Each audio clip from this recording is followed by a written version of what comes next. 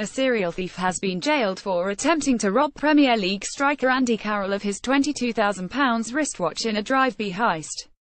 Motorbike-riding Jack O'Brien, 22, swooped on the England player's Jeep Wrangler in Romford Road, Hainault, as he was driving home from West Ham's training ground last year. Carroll told the trial he believed O'Brien had a gun when he pulled alongside him at a set of traffic lights and demanded the expensive timepiece on November 2 last year. The 28-year-old was then pursued by two suspects on motorbikes as he tried to escape, forcing him onto the wrong side of the road as he drove back to the training ground, which had security staff. Convicted burglar O'Brien, of Navarre Gardens, Romford, was found guilty of attempted robbery by a jury of 6 men and 6 women after 6 hours and 25 minutes of deliberations at Basildon Crown Court. O'Brien, who wore an untucked white shirt with a pink tie, did not display any emotion as the verdict was read out. Judge John Lodge sentenced O'Brien to 6 years behind bars for the failed robbery, as well as a 5-year, 3-month sentence for burglaries to run concurrently. The defendant was found hiding below a mattress at a property in Dagenham when police went to arrest him 10 days after the botched robbery. The 6 feet 4 inches striker told the court he had been scared when the motorcycle driver approached his camouflage green vehicle and said "nice watch." He had initially thought the rider, who was wearing a crash helmet with a visor up, was boxer Kevin Mitchell pulling up for a chat. But as he went to drive off, the man said, "Give me your watch." Carroll told the court he then did a U-turn, but was pursued by 2 motorbike drivers.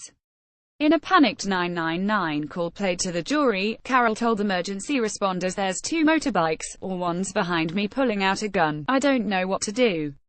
He added that he had probably just hit about 10 cars during his getaway.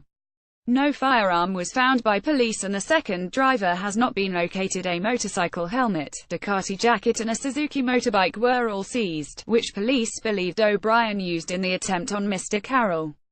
DNA matching the defendants was found on the helmet and jacket. It was heard that similar items had been used for a string of burglaries by O'Brien between October and November last year, in which cash and jewelry were taken. O'Brien previously admitted carrying out 5 other burglaries and 3 attempted burglaries between October and November 2016.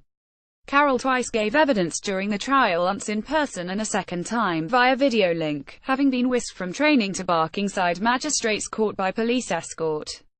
He told the court he had seen the robber for about 10 seconds and later identified O'Brien in a police identity parade. O'Brien claimed he was not the biker in question and, while he had used the motorbike gear for other crimes, he had not on that occasion. His account was rejected by jurors. Detective Sergeant Brett Hagen, senior investigating officer of the case, said this was a welcome but entirely expected guilty verdict due to the compelling and overwhelming evidence against the defendant, Jack O'Brien. The moving footage of the vehicle chase shows the persistent and reckless lengths this man went to in order to try to steal a high-value watch. "I would like to thank the victim who showed great courage and calmness throughout this terrifying robbery attempt.